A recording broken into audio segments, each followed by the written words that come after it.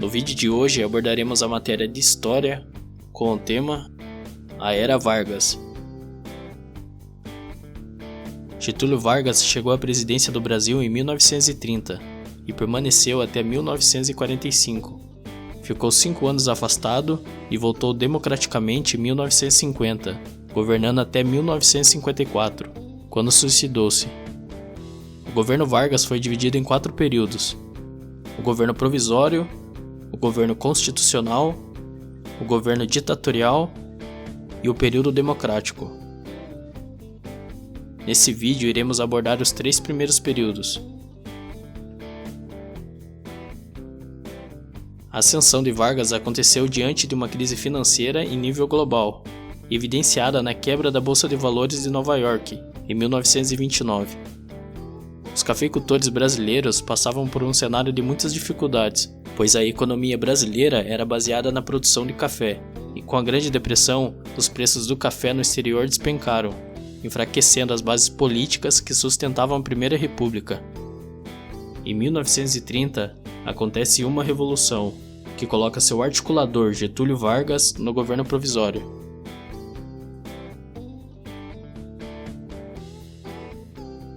No governo provisório, Vargas tomou várias medidas, entre elas a dissolução da Constituição, criou o Código Eleitoral que sancionou o voto secreto e o voto feminino, nomeou interventores estaduais, criou o MEC, o Ministério do Trabalho e o Ministério da Saúde, e criou uma política de valorização do café.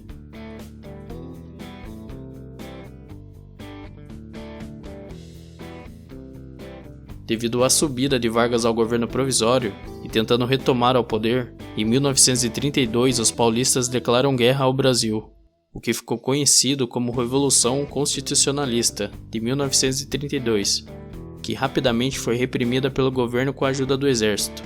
Os paulistas exigiam que fosse promulgada uma nova Constituição. Devido à pressão, em 1933, Vargas marca eleições para a formação da Assembleia Constituinte, que logo definiu a nova Constituição, em 1934, na qual Vargas é eleito indiretamente para a presidência. Através dessa Constituição, além do voto secreto e do voto feminino, Vargas cria leis trabalhistas. Com a população tendo seus direitos ampliados, Vargas ganha ainda mais poder e garante mais um mandato. No segundo período do governo Vargas, ocorre uma polarização política, a mesma que ocorria no exterior, onde haviam 2 partidos principais que dominavam a cena política: a Ação Integralista Brasileira, criada por Plínio Salgado e inspirada no fascismo de extrema-direita, liderada por Benito Mussolini, e a Aliança Nacional Libertadora, liderada por Luiz Carlos Prestes e inspirada na extrema-esquerda, liderada por Stalin.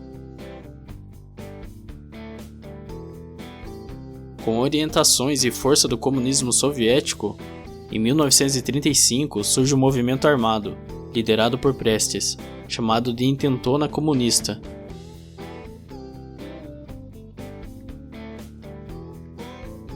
Ela tinha como objetivo a derrubada de Vargas e a implementação de um governo popular.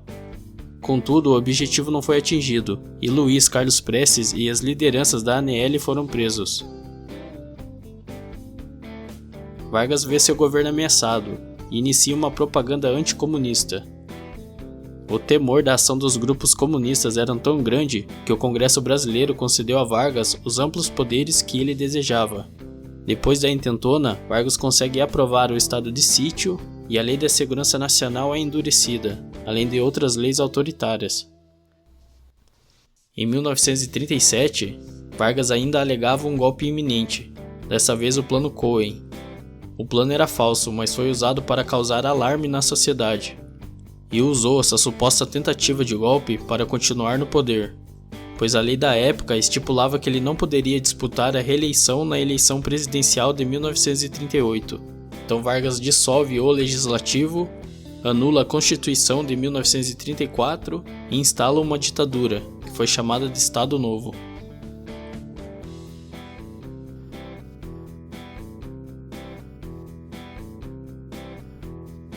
No governo ditatorial, Vargas impôs censura aos meios de comunicação, reprimiu a atividade política, perseguiu e prendeu seus inimigos políticos. Para apoiar o autoritarismo desse período, foi elaborada uma nova Constituição, a Constituição de 1937, conhecida como Polaca, por ser bastante parecida com a Constituição da Polônia. Esse período é marcado pela centralização do poder em todas as esferas.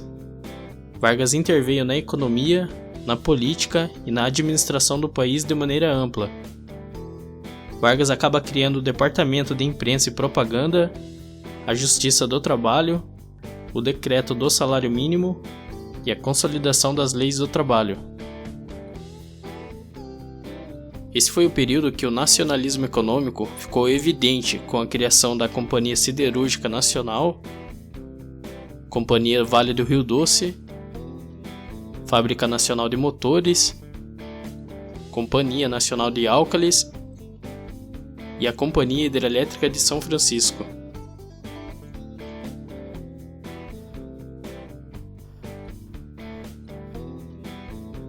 A Segunda Guerra Mundial iniciou-se em 1939, mas o Brasil só entrou em 1942, época que declarou guerra aos países do eixo, depois de realizar negociações diplomáticas com os Estados Unidos e ter seus navios naufragados pelos submarinos alemães. Com a participação do Brasil no conflito, Getúlio Vargas sofre uma forte oposição interna. Seus opositores pressionavam o governo e pediam a saída de Vargas, devido a uma contradição. Na política interna, Getúlio mantinha no país uma ditadura, mas na política externa, apoiava e mandava os brasileiros para lutar pela democracia contra o autoritarismo fascista, já que o Brasil apoiou o bloco dos países aliados na guerra. Em 1945, os militares realizaram um ultimato, exigindo a renúncia do presidente. Essa contradição por depender economicamente dos Estados Unidos e possuir uma política semelhante à alemã, levou Vargas a abandonar o poder em 1945 e retornar à sua terra natal,